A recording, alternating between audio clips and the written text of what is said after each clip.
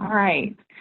So welcome to the August 27th new Grantee Staff Transition Committee meeting.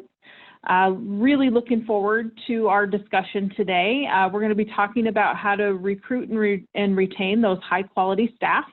I actually have a co-presenter with me today, and I'd like to just take a moment to introduce Dow Jock to you. Dow, if you want to unmute yourself and do a little bit of an introduction for anybody who might not know who you are, that would be great. Good morning, team, wherever you are. Here in storm-hit areas, sending prayers to you and peace. My name is Dow Jock. I am one of the OST Enrichment coaches, and so with that, been working in great partnership with some of the organizations, Central Iowa. I am also currently a company commander in the Army Reserves. I currently live in Des Moines, and I'm also a student at Drake, finishing my doctorate. Yeah. So we are very lucky to have Dow with us today. As you can see, he's got a lot of irons in the fire, but boy, he is such a good addition to this team and brings a wealth of knowledge. So thank you for that. So before we get started, and I have brought up the PowerPoint, so hopefully you're able to see all this. I do want to just generally remind people of a few housekeeping type of things.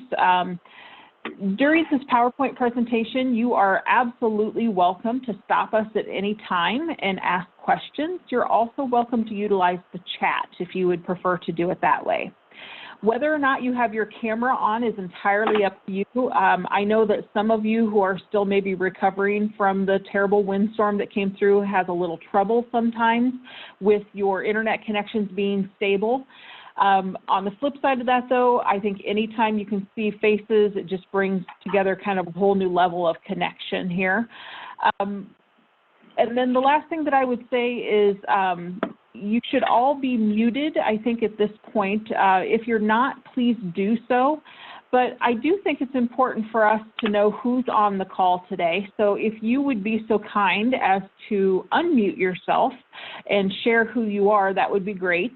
I will call you out on my screen according to who I see. So if you, well, actually, it's part of our introduction too. So you can see here that our topic today is recruiting staff, activity leaders, and volunteers to support your program.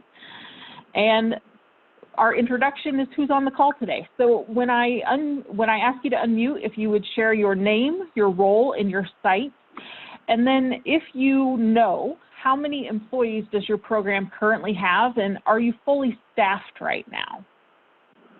So Megan, you're actually first on my screen. I'm Megan Bogdan with Youthport in Cedar Rapids. I am the project director. We have 2 sites. Current employees, I'm not sure how many we have right now.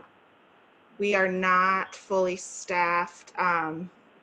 We have 2 site directors, and then our program staff, I think, they're still gonna have to do some rehiring or hiring other people to fill in for those positions. So. All right. Okay. Thank you, Megan. Carissa, I have you next.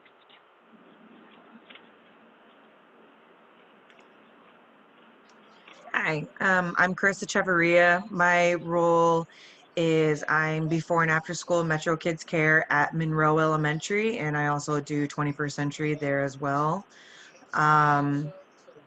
I don't know exactly how many employees I have at the moment, and probably not fully staffed right now with everything going on. So, yeah. Yeah, it's just it's a strange situation for us to be in. I understand that. So thank you for joining us today, Carissa. Thank you. All right. The next person I have on my screen is actually somebody who's dialing in by phone. 2839 is the last 4 digits of that phone number. If you want to introduce yourself. Yeah, that's I'm Gabby, and I'm at the Boys and Girls Club of the Cedar Valley. At our site at Highland, we have myself and then 2 other employees. And I have no idea how to mute myself on this phone. So you are fine. I can help with that. Okay, awesome. Okay, so I'm going to just rename you very quickly here.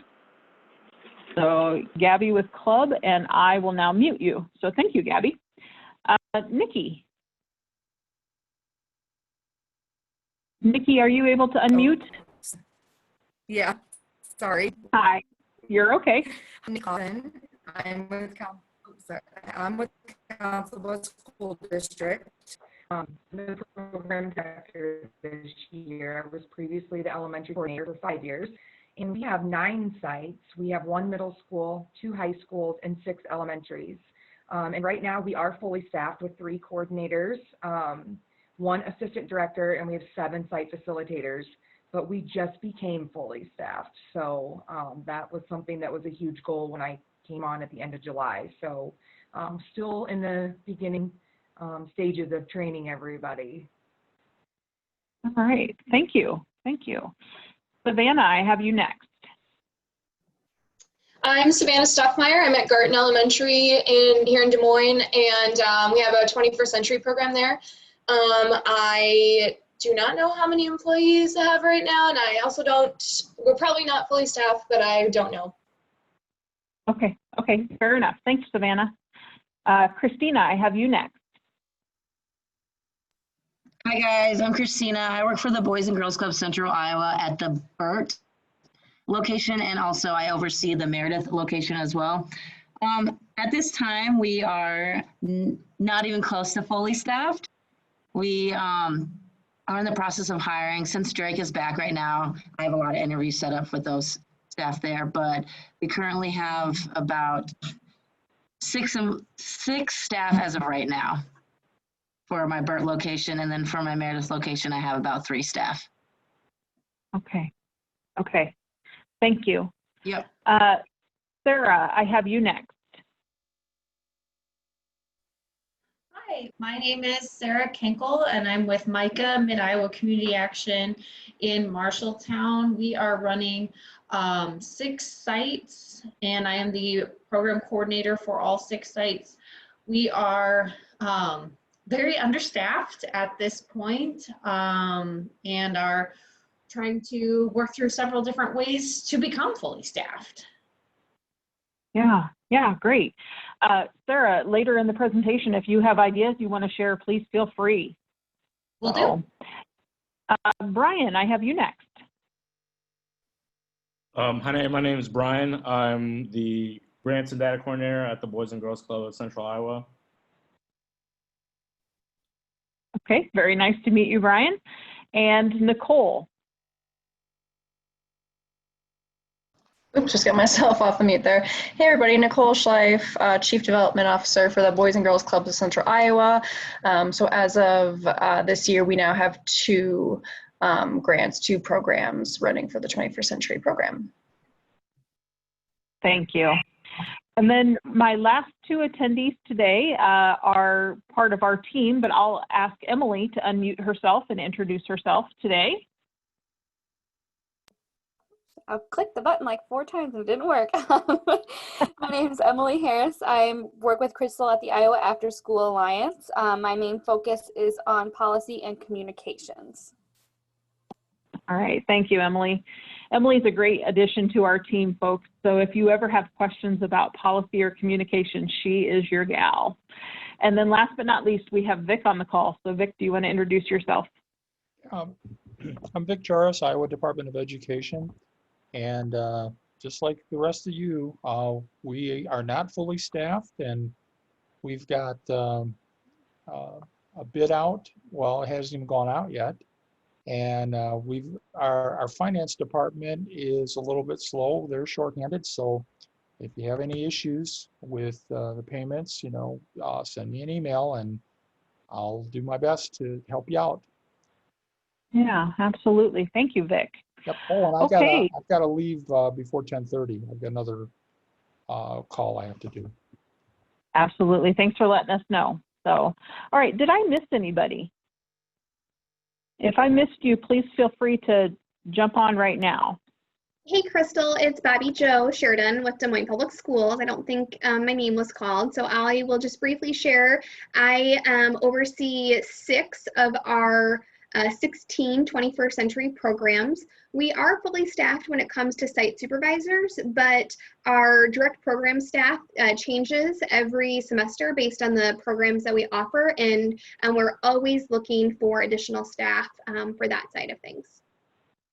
Awesome. Thank you, Bobby Joe. And my apologies for missing you there. Sometimes when you're running dual screens, you kind of lose track of the list of people who are involved. So thank you for that. Did I miss anybody else? All right. So we're going to start off with a question here, and we're asking you to dream big. So feel free to drop this into the chat, or again, you can unmute yourself if you're comfortable doing that way. But what characteristics would make up your ideal staff person, volunteer, or activity leader? Like, what are some of those characteristics that person would have that you would be like, this person is amazing. This person is the greatest thing next to sliced bread. And because of this person, kids are going to do so well in my program.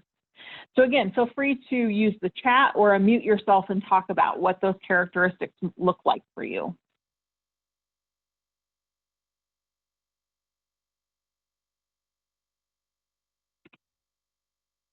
Okay, Savannah says, somebody who can perform the duties of their job without much direct supervision from me. Okay, so yeah, a person who can work independently, great.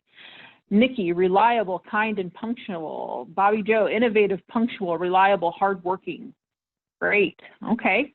What else? What other characteristics do you see? And again, feel free to unmute if you'd rather verbally speak versus typing. So somebody's positive, somebody's flexible, very good.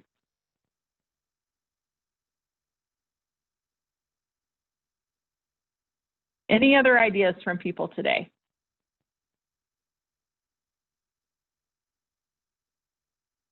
Loves to work with kids. That's kind of an important thing, right? I mean, if you're going to be in an out of school time program, you better like kids. So, and I think we've all probably been in a situation where somebody is working with a population of people that they don't necessarily like very well. So kind of makes you scratch your head sometimes. So enthusiasm about the activity or topic, somebody who takes initiative, kind and understanding.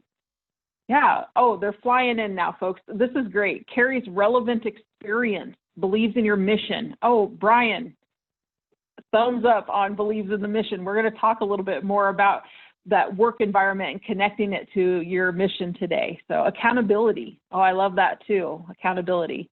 One of my favorite stories about listening to my daughter talk to one of her friends one time was about this massive homework project they had. And she actually said to her friend, well, you know, time management. And I was like, oh, parenting wins. So okay, good, good. Again, keep them coming, folks. We love the interaction here. So we want to think about what this means. So why is quality staff important to your program? Well, right out of the gate, it's for the kids, right? We want to have those really positive interactions with kids, because we know that when kids have those great experiences and when they have those connections to staff, they're going to do better. They're absolutely going to do better. So two specific kind of resources or pools of research for you to think about here is the Search Institute, which if you are not familiar with the Search Institute, I would highly recommend checking them out. They have some really good quality information. They have some wonderful free downloads. And then they also have a lot of professional development that you can actually pay to participate in. Now, if you want to spend 21st century funds on that, obviously you do have to run that past VIC to make sure it's an allowable expense, but they are a wealth of knowledge up there. So I do want to visit this website very quickly here.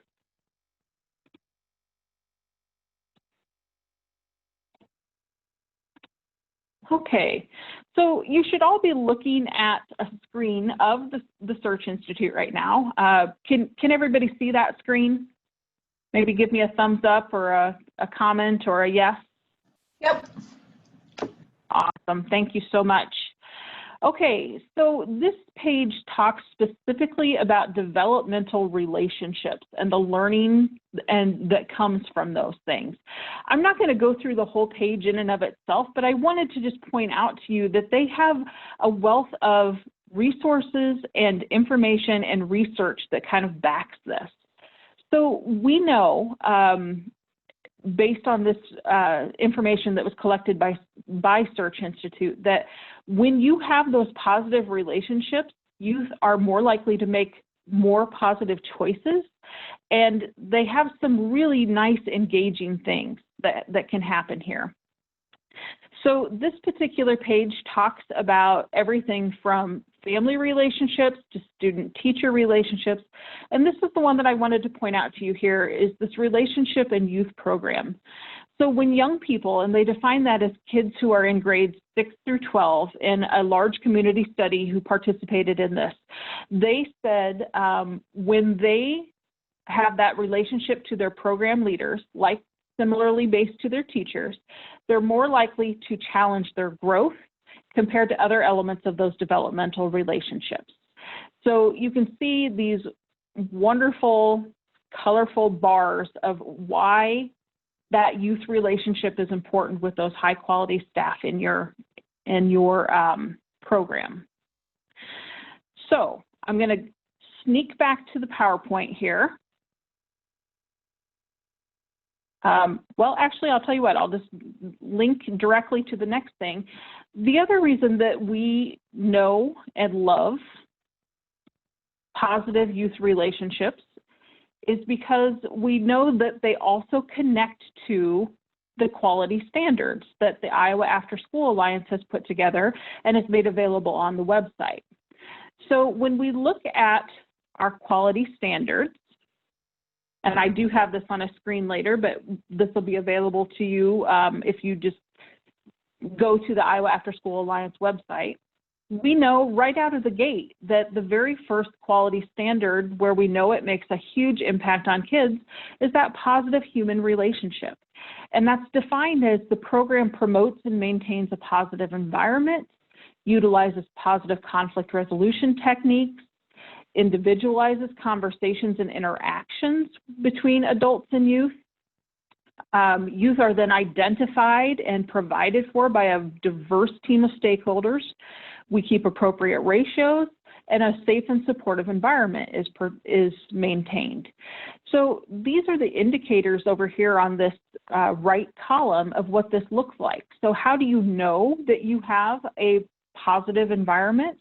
Well, all of your staff, youth, and volunteers are going to engage with one another in activities.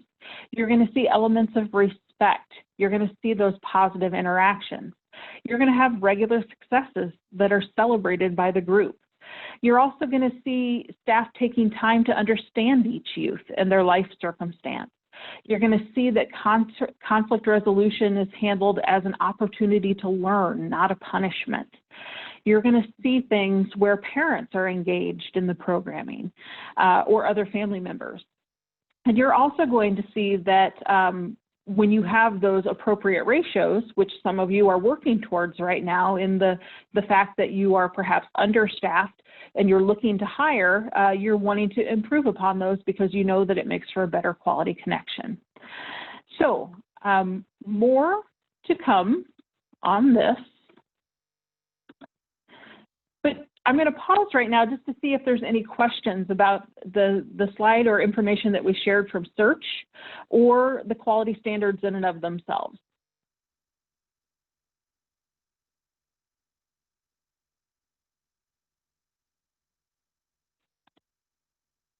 Okay. One more resource to share then, again, going back to Search Institute, they actually have a relationship checklist, and the link is right here. You can certainly go to this at your leisure, and you can find this relationship check. I will also drop it into the chat box so that you can access it in just a moment. They actually recommend on Search website that you consider using this tool as a way of checking in with youth during this pandemic.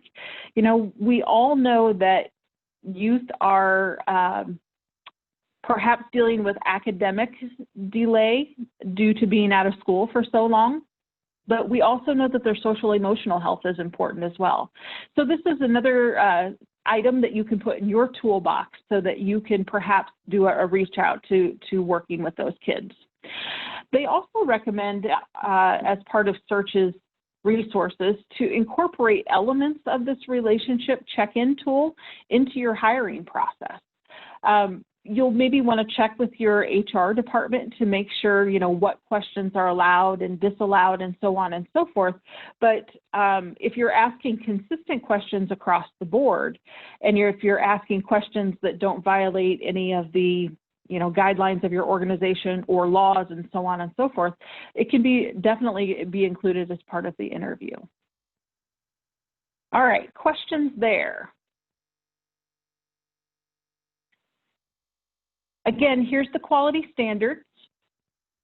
And those, we can actually make these available as a PDF to you when we download and upload the recording to the website. So now I'm going to turn it over to Dow, because he is going to start to talk about creating an environment that people want to be a part of, because we know that this makes a huge difference when it comes to working with youth. So Dow, I have made you a co-host of this presentation. You should be able to advance the slides at your ability, but if not, let me know and I'm happy to do that for you. Awesome, thank you.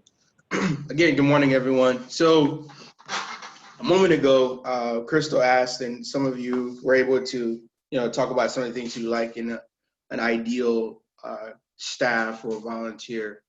The key thing is today, we're asking you as leaders in the sector that you're in, or the chosen profession, you and your staff are going to be the most underpaid, under-celebrated, unsung heroes who are innovative, highly skilled and competent, and also able to excel in many arenas, because you are service-oriented leaders, right? Why is that important? Well, because there's more demands being put on you these days, on society, the challenges with the virus, or whatever else. But then the other thing is, the new generational skilled young people are more skilled.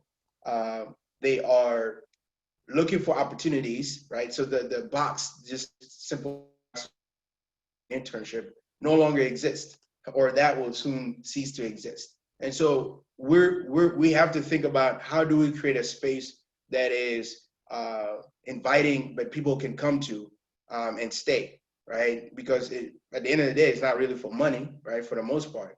So creating an environment where people want to be part of, you know, right off the bat, what do you think, or why in your organization, why do you want to be part of the organization you're in? What is it that attracts you to that organization right now? What are some positives? Why do you want to be part of that? What is it about that environment right now? Anyone can unmute or drop in the chat box real quick.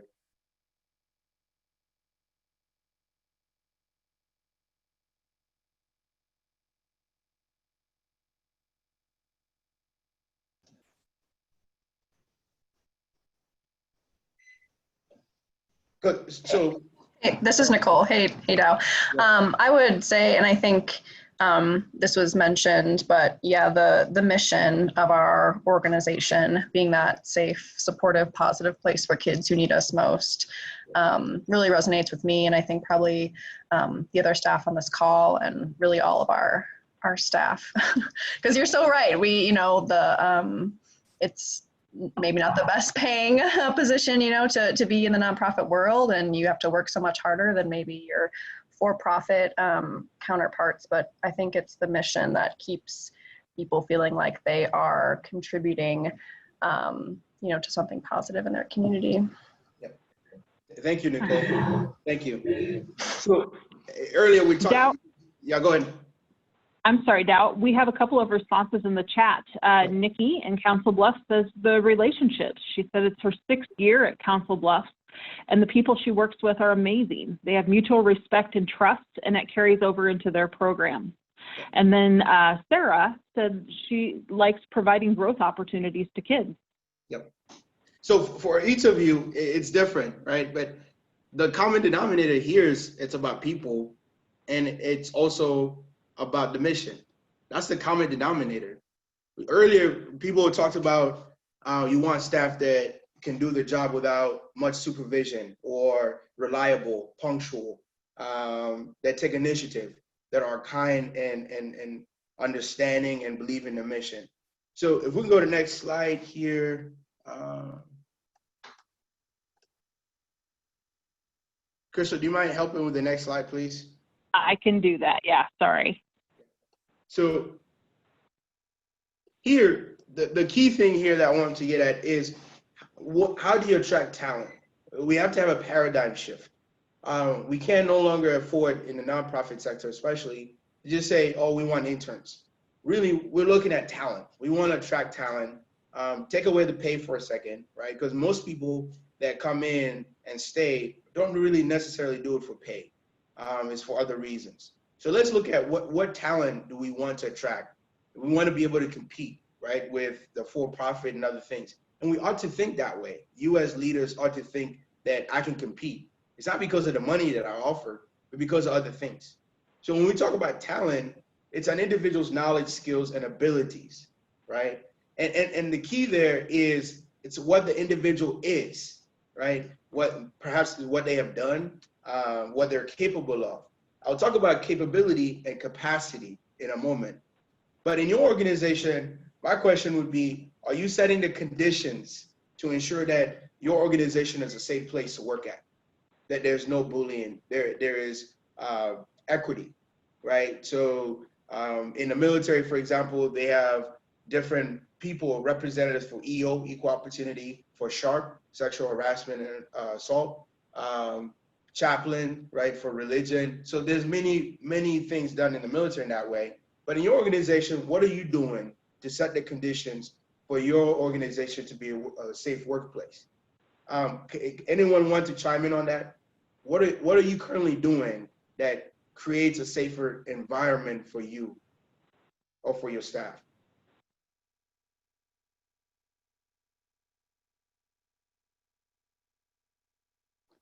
Again, feel free to unmute and drop something into the chat.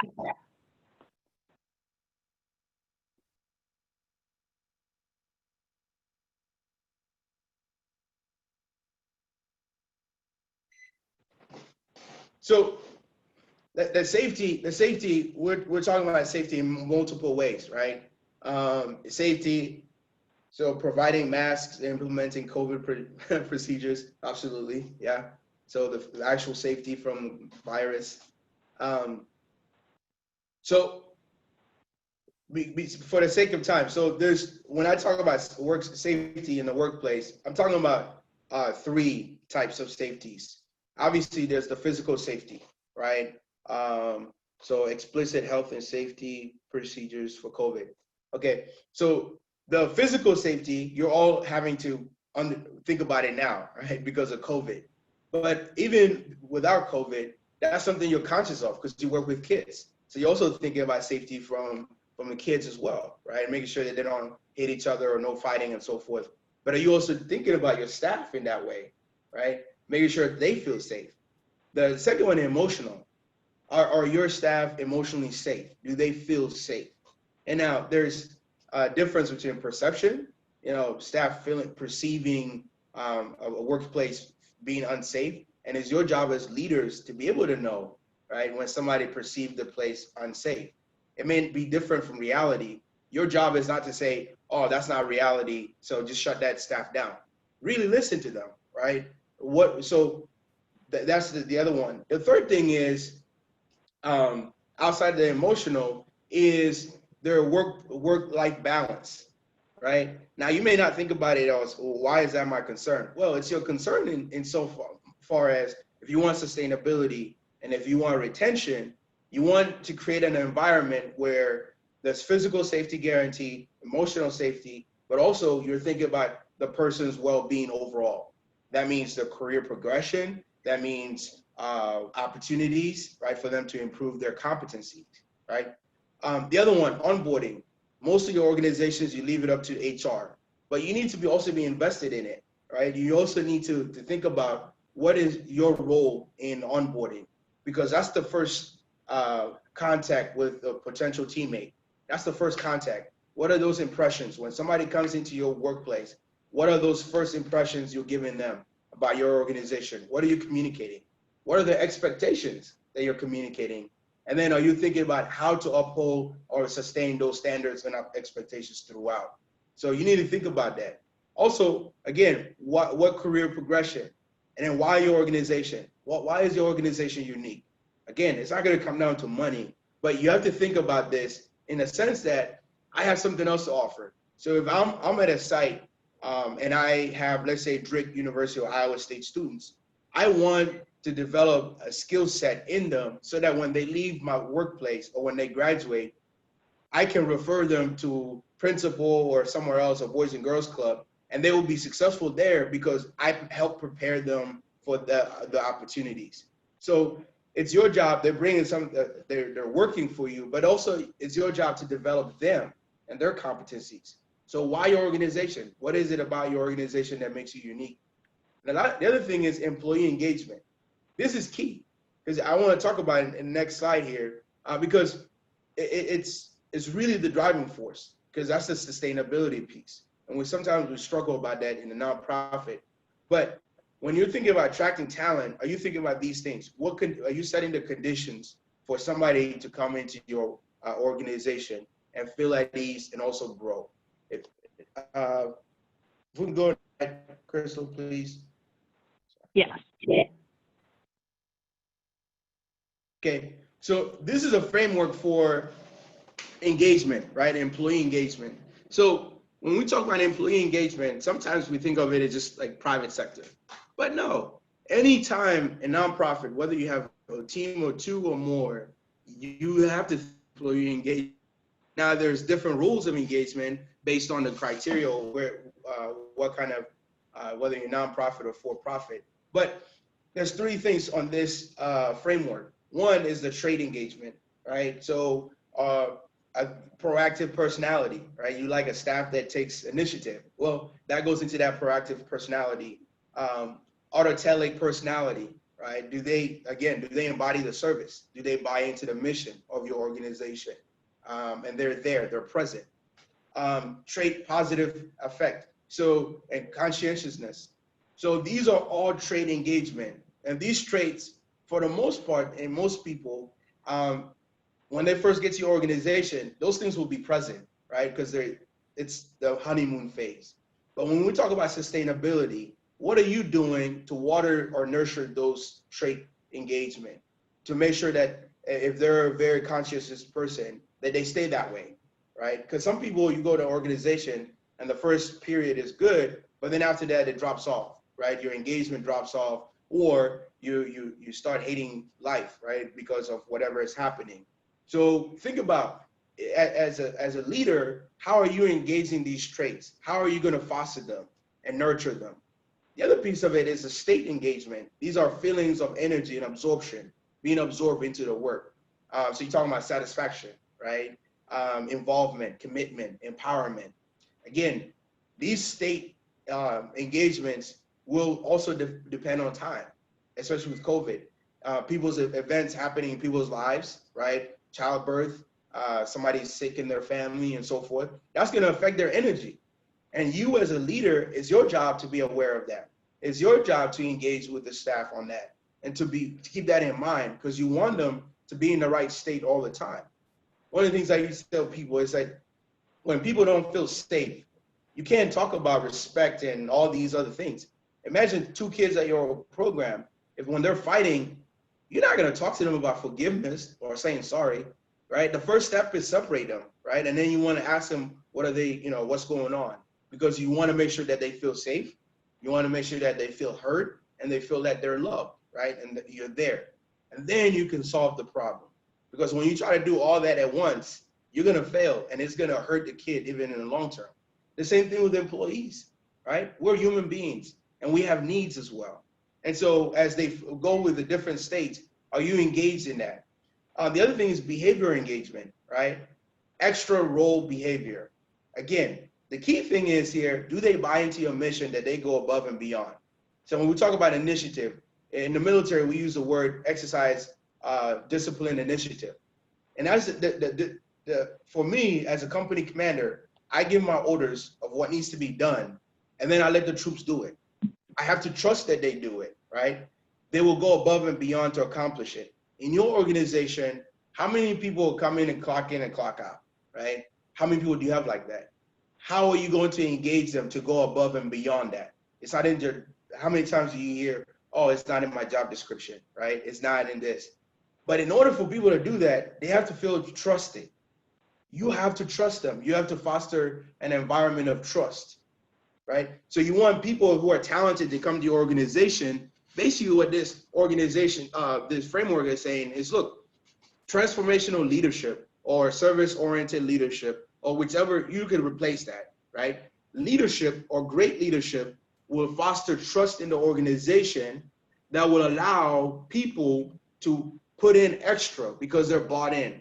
They will expand in their role. They'll be adaptive to whatever's going on. Those are the people you see that you're like, what can I do to pay these people or at least reciprocate, right? Because they're great.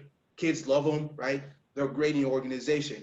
How many of your staff can you get to that point? That's your challenge. And it's a huge challenge, right? And so it's, again, you're being asked with the least amount of resources to create an environment that fosters trust, that people can thrive in, right? And people can be proud to be part of. And that's the challenge. That's not easy because you don't have money to, oh, here's more money, you know, you don't have that incentive. So really, it comes back to you. What are you doing in your organization to do that?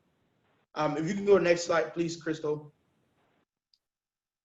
So before I go on here, my question to everyone so far, are there any questions or what is there anything I say that resonates with you, or is there anything I say that you would like clarification on, or that you're thinking, maybe not quite? Feel free to chat, inbox in the chat, or unmute yourself, please. Hey, Dow, this is Nicole.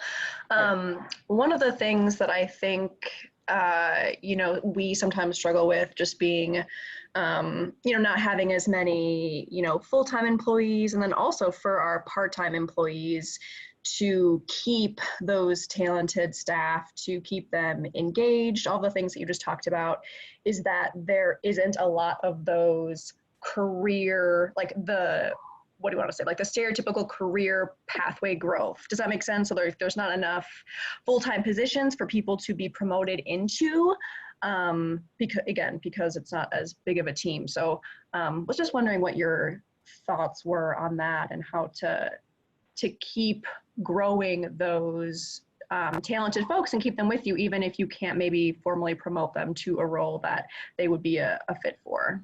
Absolutely. Nicole, that's an excellent question. Excellent question. So I would say you do that through 3 Ps.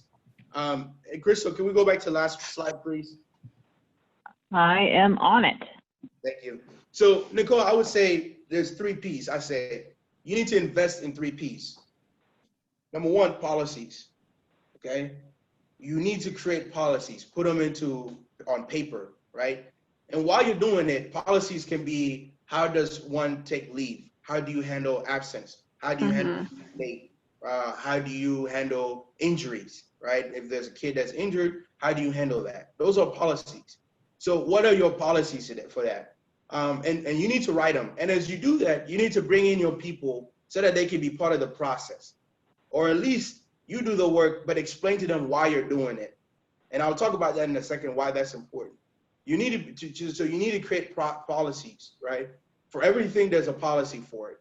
And you can refer. You can get with your HR. If you don't have an HR, there's many organizations that have HR, or just ask for help. And more than happy to help. And that is, what policies do we have about these different things? How we deal with injuries, how we deal with this, right? Onboarding, whatever. The second P, I would say, is processes. There has to be processes in place. What is your process when it comes to having a new volunteer and integrating them into the program to run the after school program. What does that look like? You have to have a process for that. There's a process. This is what we do. Onboarding. What is your process for onboarding? Right? There's a checklist or whatever. What is your process? Create those processes for your meetings. You need to have great meetings. And so what is your process for your meetings so that they're efficient, they are engaging, and you get to the bottom line, right? But then the third P is people. So to answer your question, you need to invest in people. And that investment is not always that there is a linear progression in your organization. That's not the point. The point is, number one, what competencies can they get? So if I go to after school program as a college student or a young student that just graduated from college, number one, what competencies can your organization give them? Well, a lot of you are very talented at working with kids, right? So they can learn how to do, how to manage kids, how to manage behavior, how to work with kids, how to work with people, other people. Another thing is you can sit down with them and look at what is your 5-year plan, their 5-year plan. Yep. So now you're investing in their life. You know, what do they need to succeed? Is this a stepping stone for them to go to the next opportunity? If that's the case, can you help them get to that point? Are you supportive of their career? So again, you're investing in them beyond the scope of their job description. Yep. Right? You're looking at their whole being. And that goes, again, their trade engagement. You're helping them with gaining better capacity, better awareness of themselves. There's trainings that are available. Can you, hey, Crystal, is there training available on this? I'm gonna send my staff, right? They go, it's not related to their role, but it's for their professional development. It's for their personal development. So I guess to answer your question, Nicole, you have to invest beyond the job description, if that makes sense. Yeah, no, that makes a lot of sense. Okay. So my last slide here, potential teammates, right? So what are you looking for in people, right? So I think sometimes when I was working with the Boys and Girls Club, one of the things was trying to look at retention. And one of the things they did was right off the bat, as a criteria, you have to work from 3 until 6. Right off the bat. And that narrowed the field, right? Because only a few people can work from that time, Monday through Thursday or whatever. That was great. You know, they decided this is the scope. This is what we want. It's okay to say this is what I want, right? And not all that the other stuff, or leave it open-ended. Because right away expectations are met. But as you think about potential teammates that can join you into organization, first off, I say teammate, because they're part of your team, and you have to think about it that way. You have to know what your organizational values are, right? What are your organizational values? How are you reinforcing those? How are they relevant to everything you do? How present are they in your workspace in everything you do? Number 2, character. I would say, I think we can unequivocally agree on that because we work with kids. By nature, we need character. The other part is leadership. And leadership doesn't have to be that there are these great leaders that can lead a big organization, but leadership as in, can they manage themselves? Can they manage with kids, problems? And can you teach them? Do they have capacity to learn? Everyone is capable, but few have the capacity. So you have to think about what capacity do you have to develop them, and what capacity do they have to grow into what you want them to be. Problem solving, I think that's a given. Again, in the space that we're in, you need staff that can be relied on to solve problems at the individual level. Cognitive skills, I think that intellect piece, again, you need to invest in that because it doesn't always come natural. And you need to think about strategic. You need to think about how can you get them to think big picture, right? Always, constantly. Personality traits, that's all dependent. It's what you're looking for. That's on you. That one, if you want sociability, you can find that out through interview, how social they are. Do you want resilience, work history, or other things, stories? There's ways to find out, but it's what you're looking for. But this last one is the key, learning. As a people, when we talk about capability and capacity, somebody's capacity may be here, but if they have the ability to adapt, if they have growth mindset, and if they have learning orientation, you can develop that big time. you can develop that capacity. And so does that individual love learning? Again, these is not the whole list, but these are just a few things that you can look for in a potential teammate as you're recruiting to organization. So with that, Chris, I'll give it back to you pending any questions from anyone. Yeah. Does anybody have further questions for Dow?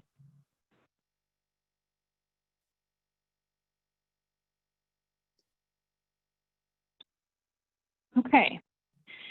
So we have about 10 minutes left with our time here today. So I do want to touch briefly on volunteers and volunteer activity leaders today. So I am going to have you either unmute or drop into the chat. Please answer these following questions here for me. So how does your program currently use volunteers? Where or how do you recruit? And then has it changed? And again, if somebody wants to unmute and verbally share, that would be great as well. Or again, use the chat box to respond to those questions, please. We use volunteers for Power Hour, as well as other enrichments. But we recruit from our day break. And then we do have like work study, but this has changed because of COVID. We are not going to be having volunteers at our sites just until we can see what's going to happen in the fall and stuff. So that's kind of where we're at. Yeah. Thank you, Megan. Anybody else want to drop in the chat or hop on and just share about how you are using volunteers for your program?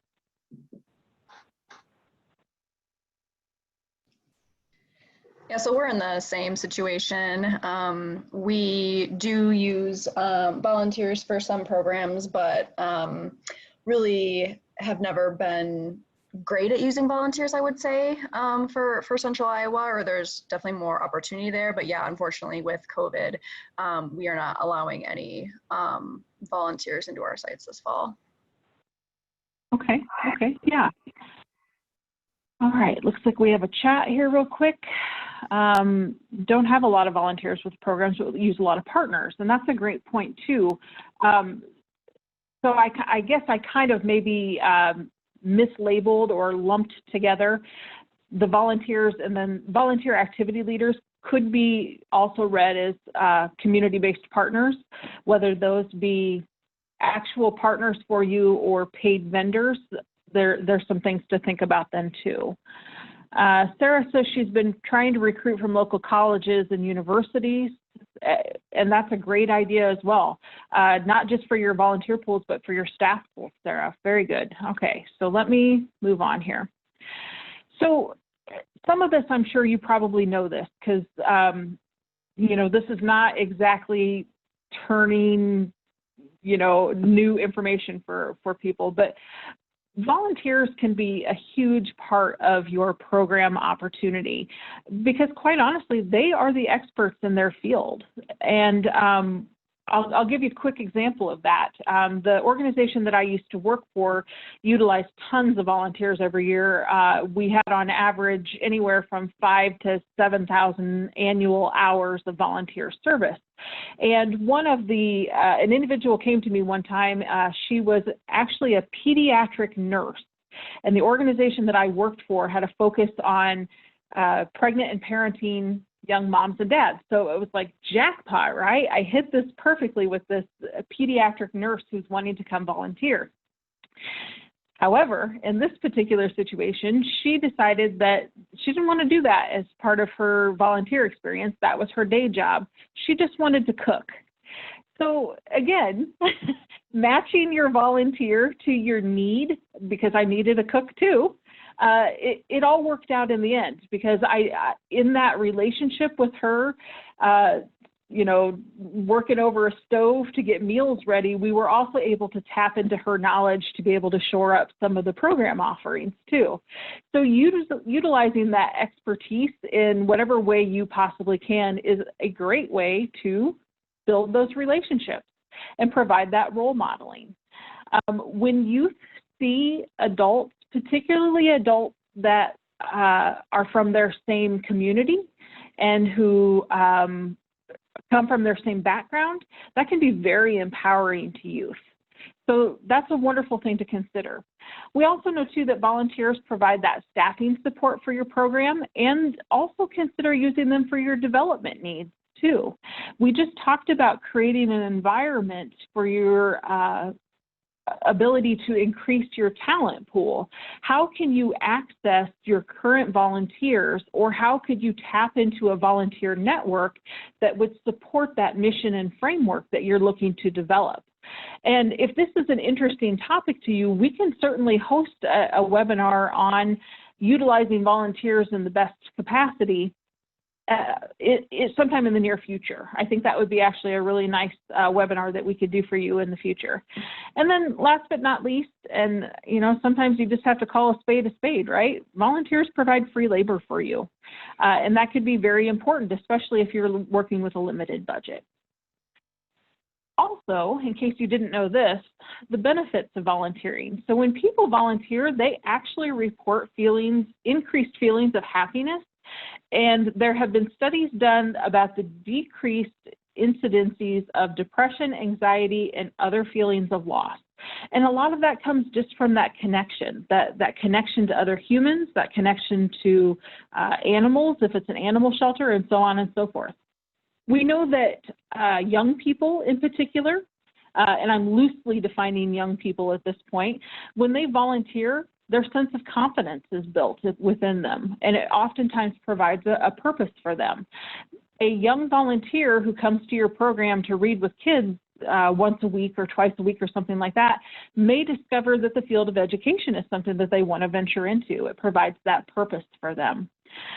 We also know that there's some physical health improvements. So again, there's been reports of reduced blood pressure, improved memory, things of that nature. So considering I'm the person this morning who set down my notebook and then 20 minutes later couldn't find it, I maybe need to get back in the volunteering ring right now.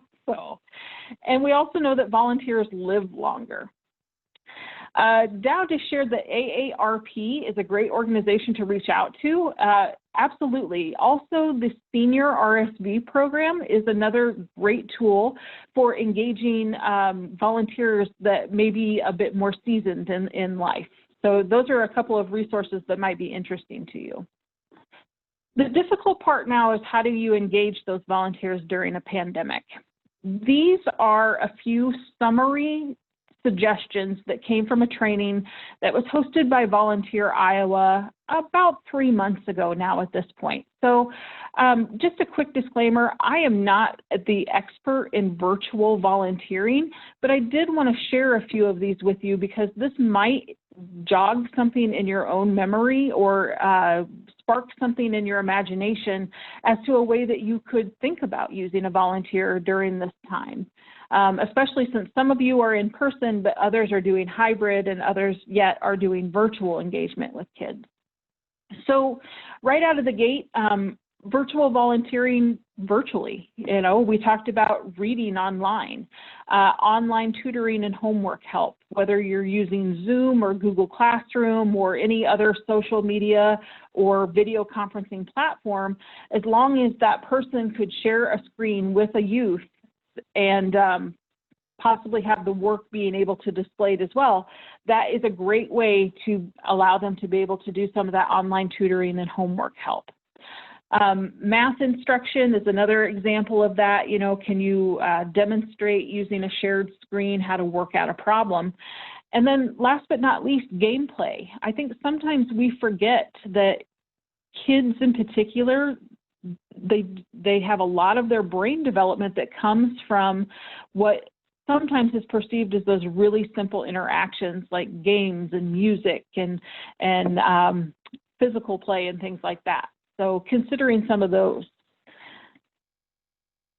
Yes, I realize that we're coming up on time, so if people have to go, that's fine. We'll continue to run through these slides in the next couple of minutes, and this recording will be made available. So if you need to fast forward to the end to catch up on what you missed, absolutely. Volunteers can be used in person, obviously, if you have the social distancing in place. Whatever your policies are on site is what your policies are. Perhaps you're able to use them outdoors. If you're going to do an outdoor learning experience, that might be a way to provide kind of that natural social distancing, but please follow whatever guidelines your individual site has in place. One thing that was kind of interesting to me was the administrative work component. So perhaps you would have them watch your recorded videos or webinars and do some captioning. They may be able to help with some virtual fundraising or some grant writing, or at the very least proofreading. I know sometimes when I'm working on documents, I get caught up in it and I don't catch some of those little things sometimes. Service learning is another one I want to hit on, and actually our best practice webinar for the whole 21st Century Network in September will be on service learning. So if that's an interesting concept to you, and spoiler alert, there may be a little extra funding connected to that too, so if that's interesting to you, you might want to consider joining us for that webinar. We're going to talk about service learning and how you can engage volunteers there. Is anybody else doing anything creative or virtual or in person with your volunteers right now?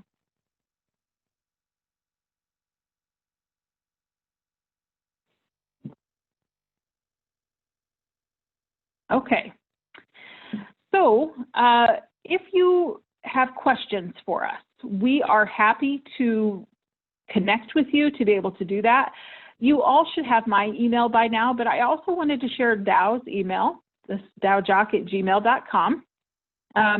We're happy to have further discussion about the content that you have sat and very patiently listened to today. We appreciate your attendance. And then this last page is some references for us. So does anybody have any questions before we sign off for the day?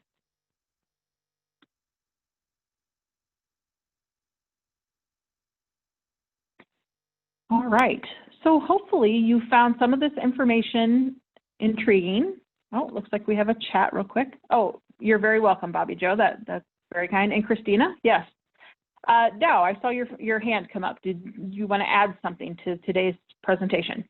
Yeah, so thank you for the opportunity, group. I just want to say thank you guys for the work you're doing. You're at the forefront of the fight, and praying for your safety in all that you're doing. My ask going away from this session is that you think about your career as well, right? I know there's not a lot of growth or linear progression and whatnot, but think about how can you grow, what positions might you potentially be up for in years from now? And think about that. And as leaders, if you think from that standpoint, it will help you also because you'll stay engaged. Don't forget yourself. As part of that, on a smaller scale, take care of yourselves, please, and be safe. Yes, that's a great point. Too often we do not take very good care of ourselves as providers, and sometimes that can be very detrimental to the work that we're doing, because if you're not taking care of yourself, it's hard to do the best and be the best you can be for those kids. So, all right. Well, I want to thank everybody for your time. I will be sending information out for our September new grantee staff transition committee in probably a couple of weeks, just to give everybody heads up on topic. And I want to thank you all for your time today. So I'm going to stop recording and thank you.